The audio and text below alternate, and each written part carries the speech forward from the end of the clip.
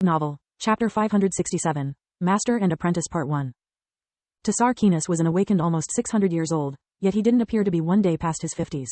He was 1.8 meters, 5 feet 11 inches tall, with deep bronze skin, gray-black hair, and a beard that emphasized his pearl-white teeth. He was considered one of the best wardens and swordmasters of the Blood Desert. He was still inwardly debating if being angry for his heir's defiance or for him having failed to kill a seemingly rogue awakened. The purple aura exuding from his body made his white robe flap like he was amid a windstorm. Do you have any idea how long did it take me to obtain my territory? To have Overlord Salark bestow upon me full authority over my tribe? Now I risk everything, and for what? The only reason why Tassar wasn't already in Xantia to murder his successor with his own hands instead of talking to him with his communication amulet, was the distance between them. Have you forgotten what happened to Treyas? Are you eager to join him in death? Well, I'm not. Come back here immediately. But, father, there is a storm outside. Don't call me father. I've had dozens of children, but you are the only one who managed to go from most talented to most idiotic in less than a day. I prefer you dead in a snowstorm than alive doing more damage. Bring Kieran with you. I hope he has a good explanation. You know that I'm not serious when I say that I will kill the two of you, whereas Lysalia might not be so kind. Tassar said. Master, I can't obey. Diraniel stuttered. Kid, if you make me come there, Lysalia will be the least of your problems.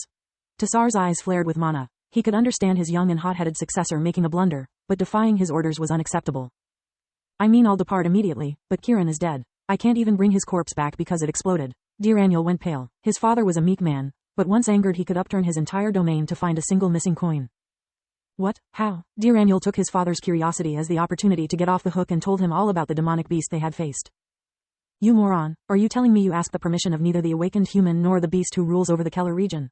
I swear, if I have to offer them any compensation, it will come out of your pocket. Get home, now. Tassar hung the call without waiting for a reply. He had a lot of calls to make. Tiras, Ragu of the Human Council, the rulers of the Keller region, but more importantly his lifelong friend. Kieran was Lysalia's successor just like Diraniel was his own. They had hoped they would grow into good friends like their masters were, but life had decided otherwise. I don't want her to learn about her heir's death from a stranger. Kieran might have died an idiot, but she deserved better. Tassar sighed. He opened a warp gate leading directly inside her forge.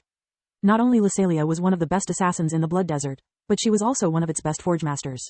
She trusted no one, so all the equipment she used, no matter if clothes or caltrops, she made them herself.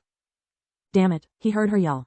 I can't further purify adamant without origin flames and those damn beasts demand a lot of money for it. Do you have some left? She asked. No, the only dragon I know asks so much for a single flask that it's more convenient to call him when necessary rather than stockpiling it. Look, we need to talk. Lysalia took off the white mask covering her face revealing skin with the color and the wrinkles of hardened leather. Being almost 600 years old, she looked like a woman in her mid-60s, with several gray streaks amid her raven black hair. She was wearing a scaly leather apron over a black tank top and leather work pants. Her gloves covered her arms up until her elbows and just like her apron, they were made from the golden skin of a wyvern. They protected her from the intense heat of the furnace which was strong enough to harm even an awakened's enhanced body. Her figure was slender, but she was strong enough to crush stone with her bare hands. Her average height and build allowed her to go unnoticed. She had sharp eyes and a long nose, giving her the look of a demanding artisan, but Tassar knew better. Her forge resembled more a real blacksmith rather than a magical lab. Several furnaces and silvery tables occupied most of the stone cave she had built inside an active volcano, sometimes even using its heat for her most difficult pieces. She was currently working at a forge fueled by a mix of lava and magic which made even her enchanted tools white hot. Yet the silvery liquid inside the obsidian mold refused to boil.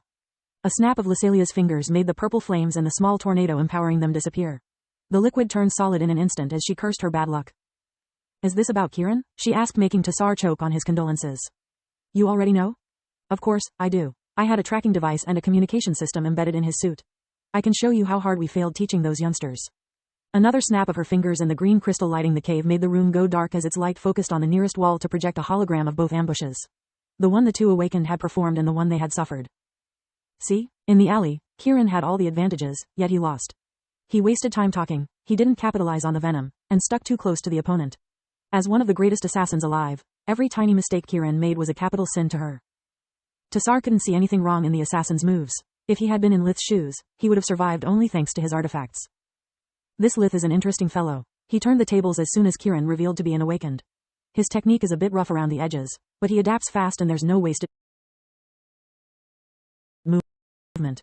He clearly practiced a lot. She sighed. At the warehouse, it was an outright massacre. Once Kieran triggered the trap, his fate was sealed. That's what I tried teaching to all of my disciples, yet even the best of them was beaten by a mere wormling at our own game. What are you going to do about it? Tassar asked. Nothing. Kieran failed twice. proving to be unworthy of inheriting my legacy. I told him many times that we are assassins, not warriors. Patience is of the utmost importance. Yet he mistook discipline for chains and my warnings for insults. I'm not going to cross 2 countries and as many guardians for a broken blade. Because that's what he was. I forged many before him, hoping they would receive my heritage. Some of them were too soft and were bent by my teachings. Others were too hard and couldn't endure them. When a smith fails, they don't blame the flames or the metal, they blame themselves. When a blade breaks, they don't collect its pieces, they learn from their mistakes and move to a new project. And Apprentice Part 2. City of Xantia, now. You heard my master, I can't stay here a second longer. Dear Annual had packed everything so fast that when he was ready to depart, Pelion had yet to complete his warping array. With the strength of the 4 remaining awakened, it was powerful enough to at least warp him past the storm they had previously fueled and were now unable to control. I would leave in a hurry if I were you. If the wormling contacts his master, both Pelion and Aelia are in danger. He has seen your faces. The ranger must have powerful connections with magical beasts to summon the aid of the lord of the region. All of those present shuddered at the memory. If both master and disciple were capable of using origin flames, there was no telling what forge mastering marvels they had access to. I don't care about the Church of Madmen, nor about Xantia. As long as we are alive, there's always next year. He walked through the gate, leaving them to wonder if their plan of using the ranger as their main ingredient had actually been a mistake. A cave near the southern border of the Keller region. After receiving the apologies from the 2 awakened humans of the Blood Desert, Zadros the Wyvern, the emperor beast ruling over the region, immediately called his dear friend, Faluel the Hydra. I just heard the strangest thing. It seems a wormling is protecting my territory, yet all of my children have long since left and it's been decades since I've mated with a human. Is him one of yours? He asked. She was the only other draconic emperor beast he knew in the Griffin Kingdom who could have spawned such a powerful creature. A wormling was the offspring of a dragon or a lesser dragon with a member of another race. A hybrid who was forced to choose the race he would belong to before reaching the 20 years of age. One of the Hydra's 7 scaly snakeheads squinted her eyes, trying to remember when it was the last time she had copulated with a human while her other heads kept sleeping like logs. Among the various species of emperor beasts, hydras were considered part of the lesser dragons. They had a stocky lower body with 4 short legs and a heavy tail. Both were necessary to balance their long, serpentine necks ending with a snake-like head the size of a muscle car. Hydra's number of heads varied with their power and age. A newborn had 2, whereas the most powerful of them could grow up to 7 heads. Each head was capable of independent thought and casting its own spells. Ancient hydras were almost unbeatable thanks to the explosive attack strength they could achieve by alternating physical and magical attacks from 7 different sources. Their weakness and strength overlapped, though. 7 heads also meant 7 times the energy consumption. No matter how many heads they had, they all belonged to a single hydra, after all. If not careful, they would exhaust their mana and stamina in just a few seconds. Unlike wyverns, they weren't able to use origin flames nor to fly without a spell, so they were considered among the weakest of the lesser dragons. Faluel was still half asleep, so it took her a while to understand what the wyvern was saying. She hated cold in general and winter in particular. She lived in the Distar Marquisate, yet even its climate was too rigid for her tastes. She liked to spend the cold season asleep unless it was strictly necessary otherwise. Her nest was located under the Black Scar, one of the rare mountains in the south of the Griffin Kingdom which took its name from the obsidian rocks covering most of its surface. Once it had been a volcano, whereas now the steaming hot springs heating Faluel's lair were the only legacy left of the mountain's fiery core. The rest of the underground cave was decorated with enough riches to put the Urna's household to shame. Piles of gold and precious gemstones were mixed with small mounds of magic crystals. The more precious a pile, the nearer to Faluel it was. All the artifacts she had collected and forge-mastered over the centuries were carefully stored inside a crystal case only she could open. One of mine? In the north? She said. It's possible. Most of my hatchlings hate me because I haven't awakened them. Can you describe him to me? Zadros, the first wyvern, and father of the late Godorf, was a master of light magic, so instead of speaking, he showed her a hard light construct of the recording Lysalia had sent to him. His scoundrel son had inherited his talent, but none of his wisdom. By the Great Mother, all the 7 heads hissed in unison. I knew he was one of yours. Don't worry about him, I told them he's my apprentice. I don't give a shit about humans, but if they so much touch one of us, I'll warp a whole mountain above their heads. He roared. Well, thanks for your concern, but actually no. He used origin flames and he has wings, so he's not a hydra.